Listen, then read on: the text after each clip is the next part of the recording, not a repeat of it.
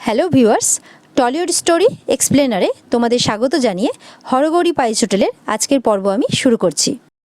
হরগৌরী পাইস হোটেলের আজকের পর্বে দেখা যাচ্ছে সবাই ট্রেনে উঠে পড়েছে, আর একজন লোক তাদের নিচের সিটটাতে বসে পড়েছে।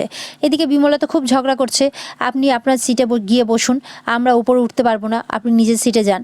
তখন উনি বলেন, দেখো আমি বয়স্ক মানুষ, আমার পায়েও খুব ব্যথা, আমি ওপরে উঠতে পারবো না। তখন সেখানে গৌরী আসে, বলে কি হয়েছে বিমলা? তখন বলে, দেখো না, উনি ওনার সিটে না গিয়ে আমাদের সিটে বসে পড়েছেন। তখন গৌরী বলে যে দেখি আপনার টিকিটটা। তখন টিকিটটা দেখে, আচ্ছা ঠিক আছে, ওই নিচের সিটটা আমার, আপনি বরঞ্চ ওখানে গিয়ে বসে পড়ুন, আমি ওপরে উঠে যাব। তখন এটা দেখে বাড়ির সবাই খুশিও হয়, আবার অবাকও হয়। আর এদিকে পিয়া বলে, জানলার ধারে না বসলে হয় নাকি, ধুর। তখন কি করে, রুদ্রর মা জানলার দিকে বসেছিল। তখন রুদ্রর মাকে বলে, আপনি একটু ওদিকে সরুন না, আমি একটু জানলার দিকে বসি না। তখন রুদ্রর মাকে ওদিকে সরিয়ে দেয়, নিচে জানলার দিকে বসে পড়ে। এই দেখে তো মহেশমতি অবাক হয় যে গৌরীর নিজের সিটটা ছেড়ে দিল, অন্যের সিটের সাথে অ্যাডজাস্ট করলো। আর এদিকে পিয়া মানে এই রুদ্রের মায়ের সিটটা জোর করে নিয়ে নিল তাকে সরিয়ে। এই ব্যাপারগুলো নোটিস করতে থাকে। এদিকে দেখা যাচ্ছে ডাকাতি করার উদ্দেশ্য নিয়ে ডাকাতের দল সব ট্রেনের মধ্যে উঠে পড়েছে, আর যে যার পজিশন নিয়ে নিয়েছে। ট্রেন ছেড়ে দিয়েছে। গৌরী বলে, সবাই মিলে একসঙ্গে যখন যাচ্ছি তখন চা খেতে খেতে গল্প করতে করতেই যায়। তখন গৌরী তার ব্যাগ থেকে চায়ের জারটা বের করে সবাইকে চা দেয়। সিটে থাকা একজন ভদ্রমহিলা জিজ্ঞাসা করে, তোমরা বোধহয় সবাই মিলে ঘুরতে বেরিয়েছো? খুব মজা, আমরাও দুই বান্ধবী, আমরাও দুজন মিলে ঘুরতে বেরিয়েছি, আমরা বেনারস যাচ্ছি। হ্যাঁ, ছেলে মেয়েদের বড় করতে করতে কোথাও আর ঘুরতে যাওয়াই হলো না, তাই আমরা এখন সময় সুযোগ পেয়েছি, ঘুরতে যাচ্ছি সবাই মিলে। এদিকে তখন গৌরী তাদেরকেও চা দেয় আর বলে যে এই দুজনকে দেখছেন, এরাও দুজন বান্ধবী, মহেশমতি আর রুদ্রের ঠাম্মির কথা বলে। এদিকে গৌরী তাদেরকেও চা দিতে যায়, যারা গৌরীকে আক্কা বলেছিল। মানে একজন বিবাহিত কাপল উঠেছে, যে মেয়েটা সাউথ ইন্ডিয়ান আর ছেলেটা ইন্ডিয়ান। তো তাদেরকেও চা দিতে যায়, দিতে গিয়ে দেখে এক কাপ চাই আছে। তো তারা স্বামী স্ত্রীতে একবার বলে ওকে দাও, একবার বলে ওকে দাও। তো শেষে ছেলেটিকেই চা দেওয়া হয়, ছেলেটি বলে ঠিক আছে আমাকেই দাও। তখন মহেশমতি জিজ্ঞাসা করে, তোমাদের নতুন বিয়ে হয়েছে বুঝি? ছেলেটি বলে, হ্যাঁ, 15 দিন হলো বিয়ে হয়েছে, ভেবেছিলাম বিয়ের পর পুজো দিয়ে আসবো, মানত করেছিলাম। আসলে ওর বাড়ি অনেক বড় লোক, তো নারকেল তেলের মিল, ওর বাড়ি থেকে তো বিয়েটা মেনে নেয়নি। আর আমি হচ্ছি বেকার, কিন্তু মেয়েটা আমাকে খুব ভালোবাসে, ওর জন্য অনেক দিন ধরে অপেক্ষা করে বসেছিলাম। আর আমিও চাকরি পেয়ে তারপরে ওকে বিয়ে করেছি, খুব ভালোবাসে আমাকেও। মেয়েটি বলে, আক্কা তোমার হাজবেন্ডকে দেখতে পাচ্ছি না, আর না বুঝি অন্য সিটে আছে? এদিকে গৌরী তখন রুদ্রের কথাই মনে মনে ভাবতে থাকে। এদিকে আরেকটি মেয়ে বলে ওঠে, আমিও চাকরি করতে চাই, আমার বাবা মায়ের জন্য, আমার বাবা মাকে ভালো রাখার জন্য। গৌরী বলে, তুমি কি হতে চাও? তখন মেয়েটি বলে, আমি পুলিশ হতে চাই। আমার পুলিশ হওয়ার যে সাহসটা রয়েছে, সেই সাহস তো আমার মা দেখাতেই পারছেন না। মেয়েটির মা বলে, তুই টিচার হবি, টিচার হওয়া কি খারাপ নাকি? মহেশমতি বলে, কেন, পুলিশ হওয়া কি খারাপ নাকি?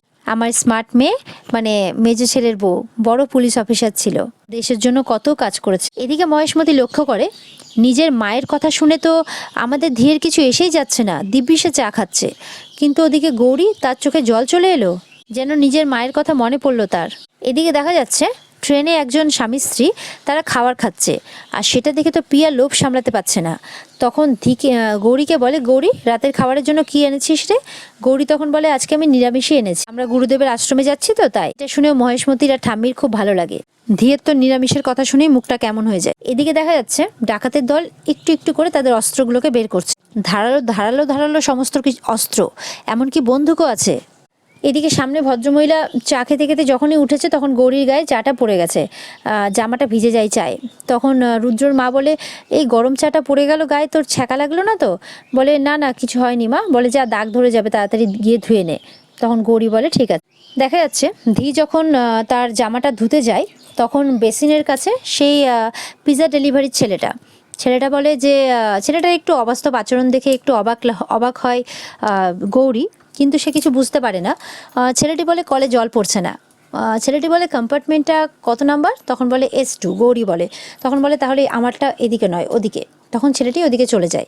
আর এদিকে গৌরী যখন বাথরুমে ঢুকতে যাবে, তখন দেখে কার যেন একটা হাত বাথরুমে টেনে নেয় গৌরীকে, আর দরজাটা বন্ধ করে দেয়। গৌরীর মুখটা চেপে ধরে, গৌরী তো অবাক হয়ে যায়। কিছুক্ষণ পর দেখে সে আর কেউ নয়, সে হচ্ছে রুদ্র। রুদ্রকে দেখে তো গৌরী খুব খুশি হয়ে যায়, রুদ্রও হাসে। তখন বলে যে, কেমন লাগলো সারপ্রাইজ? তখন গৌরী বলে, সারপ্রাইজ তো বাড়ির লোক পাবে, যখন আপনাকে দেখবে সবাই খুশি হয়ে যাবে, গিয়ে বলবো সবাইকে। রুদ্র তখন আটকে নেয়। রুদ্র তখন বলে, সারপ্রাইজ দেওয়া তো আমার বাকি আছে আপনাকে। তখন রুদ্র পকেট থেকে একটা আংটি বের করে, গৌরী বলে এটা কিসের জন্য? রুদ্র তখন হাঁটু গেড়ে নিচে বসে পড়ে। রুদ্র বলে আমি জানি না কে কি বিশ্বাস করে, কিন্তু আমি জানি যে তুমি আমার ধি, আমার সেই ছোটবেলার ধি, যাকে আমি চিরকাল ভালোবেসে এসেছি। আজ আমি আমার ধিকে ফিরে পেয়েছি, আমার ভালোবাসা গ্রহণ করবে ধি, বলে আংটিটা ধিয়ের দিকে এগিয়ে দেয়। গৌরী মনে মনে ভাবে এই ভালোবাসা যে আমার পরম প্রাপ্তি রুদ্র, কিন্তু আমাকে যে কেউ এখন বাড়িতে ধি বলে মানতেই চাইছে না। রুদ্র বলে কি ভাবছো গৌরী? আমি জানি ভাবনা চিন্তা করার জন্য বাথরুমটা খুব ভালো একটা জায়গা, কিন্তু তাই বলে ট্রেনের বাথরুম নিশ্চয়ই নয়। গৌরী হাসে। গৌরী হাতটা এগিয়ে দেয় আর রুদ্র আংটিটা পরিয়ে দেয়। দুজনেই খুব খুশি, দিকে দেখতে থাকে। এরপরে দেখা যাচ্ছে গুন্ডারা কিছু একটা যেন ইশারা করছে, সবাই ইশারায় কথা বলছে। সেখানে ওই পিজা ডেলিভারি ছেলেটাও আসে, সবাই ইশারাতেই কথা বলছে। সে কিছু একটা ইশারা করছে সবাইকে। ছেলেটি একজনকে জিজ্ঞাসা করে কি কাকু কতদূর যাবেন? বলে একদম শেষ পর্যন্ত। তখন ছেলেটি বলে শেষ পর্যন্ত যেতে পারলেই হয়, বলে হাসতে থাকে। গৌরী বলে আমি যাই এবার, না হলে খুঁজতে খুঁজতে মা এখানে এসে পড়বে।